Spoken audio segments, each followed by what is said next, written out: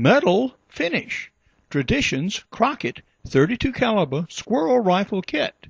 William Hovey Smith, 2013. I'm the author of Extreme Muzzleloading and also a forthcoming book on building or restoring muzzleloading guns. I'm Hovey Smith, the backyard sportsman, and we are now engaged in building a Crockett 32 caliber squirrel rifle from a kit. And we have made considerable progress. To date, we have fitted the gun, we have finished the stock, and so all of this work is now done. And we are now ready to put the final finish on the barrel. Now here is the subject barrel. It is bright finished metal. In part, it is polished mirror bright on these flats. But there are numerous little scuff marks where they clamp the barrel and the vise, and some scrubs and rubs which have marred the finish somewhat.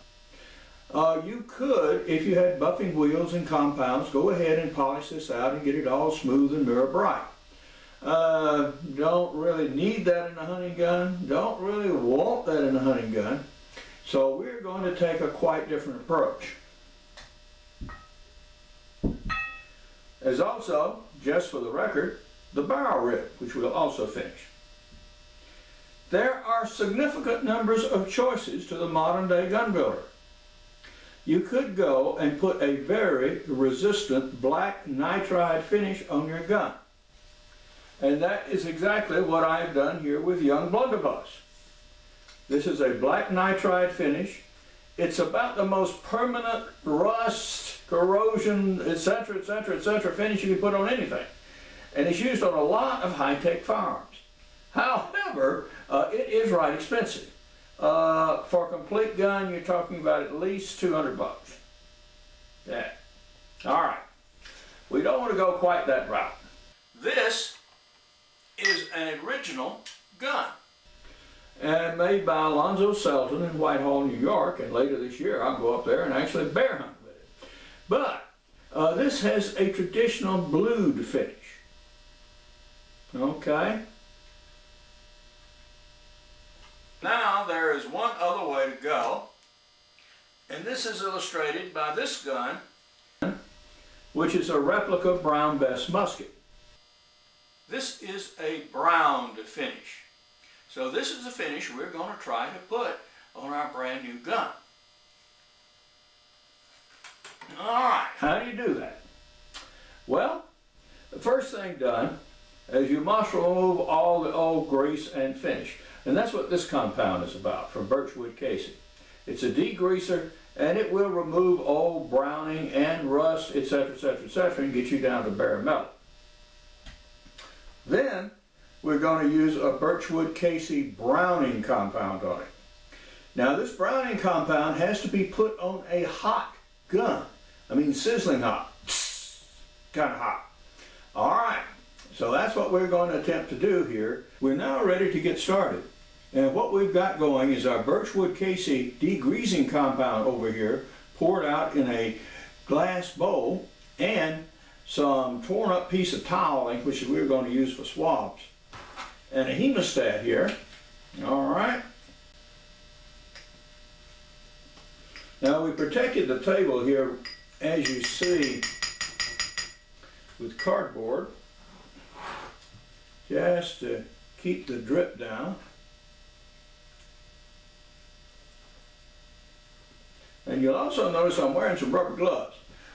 Some of this stuff is pretty evil, so that's the reason I'm wearing the gloves today. Okay. Not too much worried about the oils and stuff, but these are very volatile and by their nature have to be corrosive compounds. So,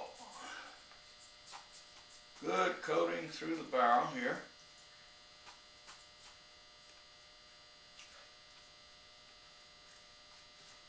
And especially around these complex shapes.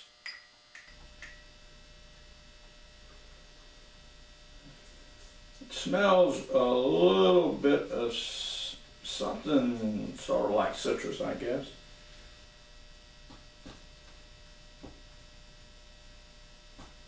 Now there's actually no bluing on here to take off, but there is a layer of protective grease, and this just makes doubly sure we get all of that gone. And now we're going to put it in the sink back here and just wash off the pieces good, because that's all we really want to do.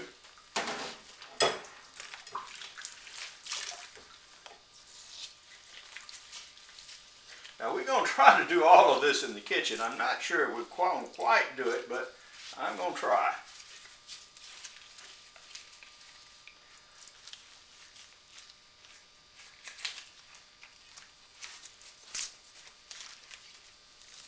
That's some pretty powerful chemicals. It's giving us some oxidation on the barrel. So I'm going to steel this barrel down just a little bit so that we get a more uniform surface on it.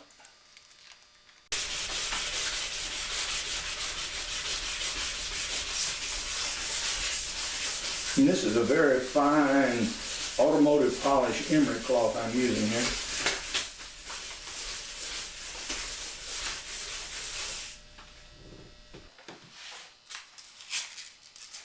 I am about halfway through this barrel polishing. Now I've gotten 4 flats done, but you can see the difference between this one, which I've just finished, and these underneath on the bottom of the barrel. And water will seep down alongside the stock and actually rest in contact with this area. So from a finishing point of view, yeah, you want to make sure you actually finish these 3 flats too.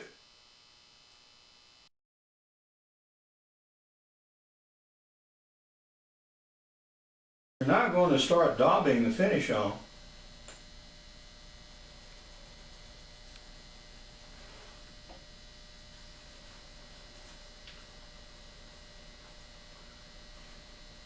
You see the steam rising. That is as it should be.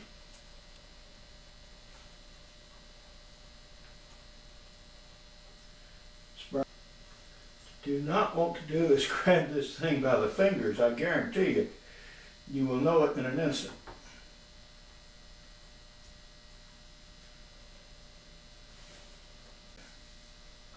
It's starting to look pretty good, actually.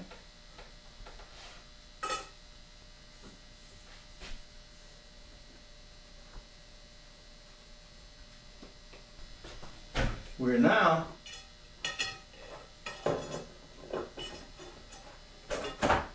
just going to let this barrel hang up and dry and rest for about 12 hours. And then we will go ahead and actually steel wool it down and get the finish. But that is looking good. At this stage we have browned the barrel, and it is looking very, very grody indeed. This thing looks like it's been stuck in the ground and used for a fence post for the last 20 years or so. But underneath here is reputed to be a decent looking finish. Well, we're going to find out.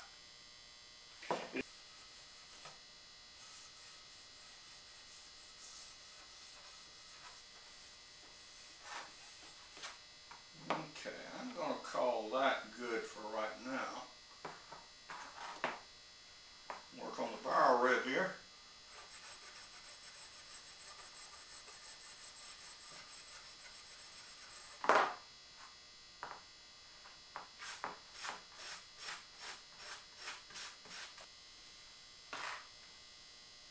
Alright, now we're going to take this coarse toweling and see what else we just rub off.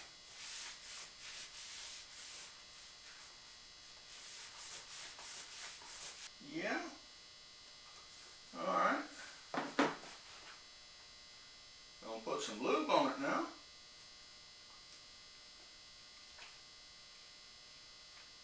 And that'll take another layer off and actually give it a shine of sorts.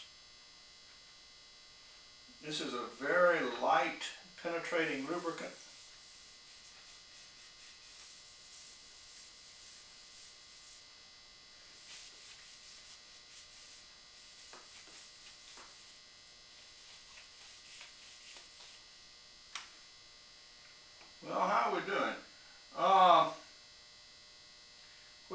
spent most attention here on these top barrel flats that it's going to show.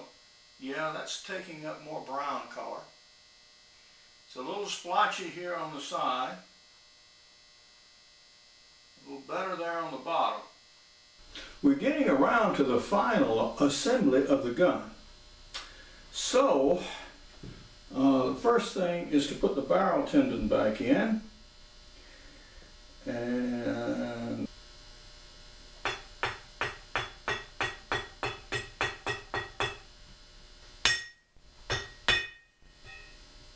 what I am doing here is pounding the top of the wedge fittings a little bit on the barrel so that we get a good bond between the barrel and this wedge. Okay, that's still center.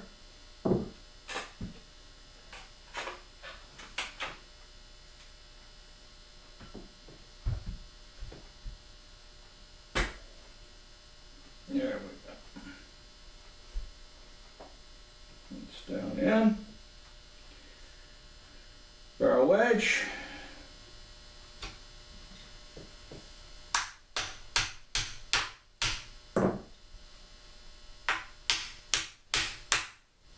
Okay. Now, have the gun assembled.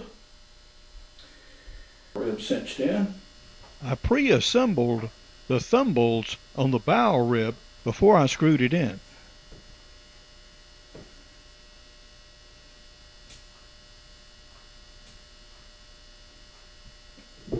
Okay. Now, the only thing we have to do is actually fit the sights. We've now finished our kitchen table building of the Crockett rifle. And here is how it turned out. Well, good job on the wood. Reasonable job on the assembly of the components. Barrel finish, mediocre at best. We still do have a gap right here between the barrel and the stock, and I'll need to fit a little piece of dogwood to go in there and fill that before I actually shoot it. We did put front and rear sights on it. That took almost nothing at all. These parts are very soft, so when you start moving metal, particularly with a power tool, be careful you don't take off too much.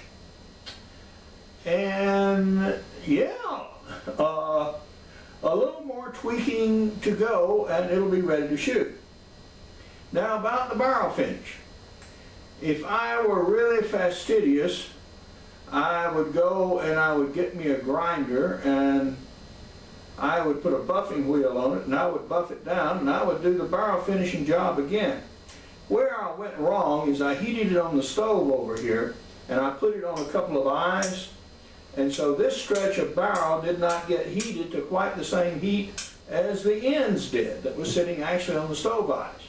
Consequently, the browning did not cover the barrel evenly. And that's the reason for the splotchy little finish here on the side. But now, this is Hovey Smith, reminding you to hunt what you eat and eat what you hunt. Be legal, be ethical, be safe, goodbye, God bless, and see you next time. Besides extreme muzzleloading, I have other books like Backyard Deer Hunting, Crossbow Hunting, and Practical Bow Fishing, and these are available as hardcover and as ebooks. I have a new 8-book ebook series, including Building or Restoring Your Own Muzzleloader, that'll be completed in 2013. The time spent on building the Crockett rifle is 5 days and about 12 hours of continuous hands-on work. Now, the kit is available from Traditions dealers nationwide. My books, blogs, and videos go to my website at www.hoveysmith.com. Good hunting and good eating from the outdoors. Goodbye and God bless.